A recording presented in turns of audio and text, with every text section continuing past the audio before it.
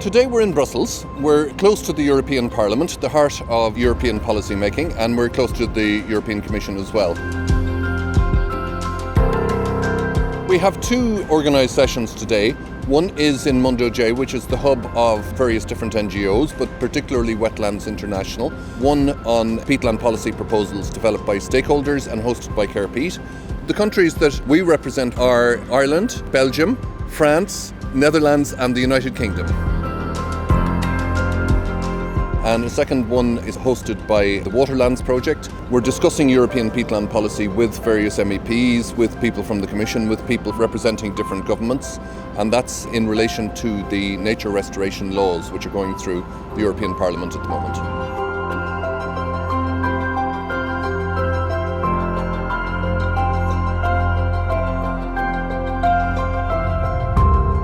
The nature restoration law will be the key policy for restoring ecosystems across the EU in the coming years.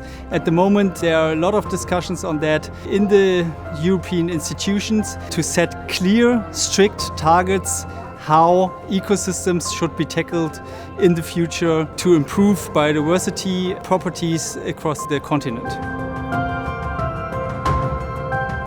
I'm so glad that this event took place in the European Parliament. Ever since I entered this house, I've been fighting for restoring peatlands because they're so incredibly important for climate change mitigation, climate change adaptation and biodiversity. And ever since I learned that the peatlands of the world store twice as much carbon as all forests put together, although they are only covering 3% of the world's surface, it was clear to me, if we want to achieve our climate targets, we will have to re-wet peatlands, and therefore we have to start in the EU because that's where I'm working. My view on peatland restoration in the EU is that we should restore degraded peatlands, but we should do it much faster and on a much larger scale than we do it now. The EU is the second largest emitter of ground-bound greenhouse gases in the world after Indonesia. Okay, so the biggest barrier to increasing peat restoration in the UK at the moment is actually the size of the sector to undertake restoration. The capacity of the projects is quite small at the moment, but the targets we're setting them of 280,000 hectares of peat restoration by 2050 means a massive increase in the capacity, and we need to grow them quickly, and we're looking at how to do that now.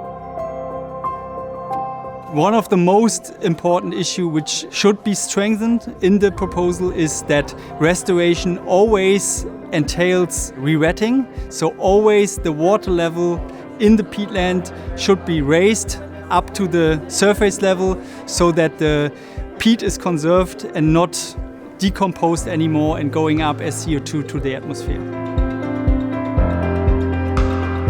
Well, the day was wonderful. I had this fantastic opportunity to moderate these two sessions. We wanted to know the insights and the different opinions from these different sectors into this new nature restoration regulation and how can we make it approved as fast as possible. Some of the targets are not ambitious enough, so we should increase them. But the fact that there is a nature restoration law, that's an important issue. Now it's recognized at the highest level in the EU that we have a problem and that we should do something about it. That's a good thing. The debate we had today was very nuanced. We had a lot of really profound scientific knowledge. We had great input from the European Commission. We had great questions from the audience. I think it was an extremely informed audience, and now our task will be to spread the word outside of the Zoom. For the future, I hope that by 2030 we will really have re-wetted 20% of Europe's drained peatlands, and that would be a great achievement for everyone. We now see that there's a lot of interest in what we're doing, in the work that we're doing, and we're delighted with the progress so far.